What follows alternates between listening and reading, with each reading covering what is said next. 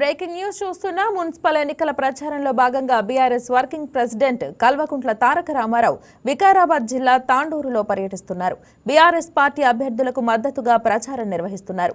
BRS హయాంలో జరిగిన అభివృద్ధిని వివరిస్తూ, కాంగ్రెస్ పాలనలో జరుగుతున్న అన్యాయాలు, అవినీతిని ప్రశ్నిస్తూ ప్రజలను కేటీఆర్ ఓట్లు అభ్యర్థిస్తున్నారు. 6 గ్యారంటీల పేరుతో ప్రజల్ని మోసం చేశారని మండిపడ్డారు.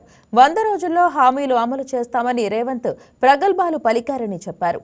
రేవంత్ పాలనలో యూరియా కష్టాలు తప్పడం లేదని అన్నారు. చెప్పులు క్యూలైన్లలో పెట్టి ఎదురు చూడాల్సిన దుస్థితి దాపురించిందని విమర్శించారు. బీఆర్ఎస్ హయాంలో ఎప్పుడూ యూరియా కొరత లేదని మండిపడ్డారు. కాంగ్రెస్ అడ్డగోలు హామీలు నమ్మి ప్రజలు మోసపోయారని అన్నారు. అరచేతిలో వైకుంఠం చూపి అభయహస్తం చూపారని, అది అభయహస్తం కాదు, భస్మాసుర హస్తమని కేటీఆర్ విమర్శించారు. హామీలపై నిలదీస్తే కేసులు పెడుతున్నారని ఆరోపించారు.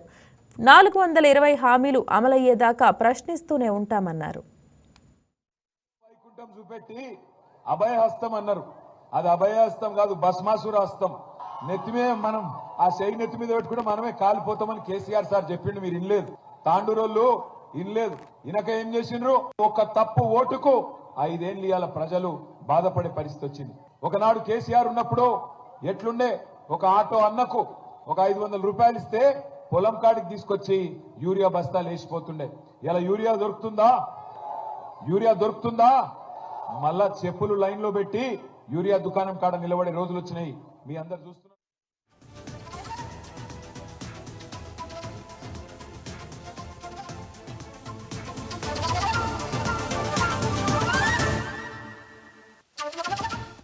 Please subscribe to YK TV Network. Please subscribe to YK TV. Please watch YK News. Don't forget to subscribe YK News channel.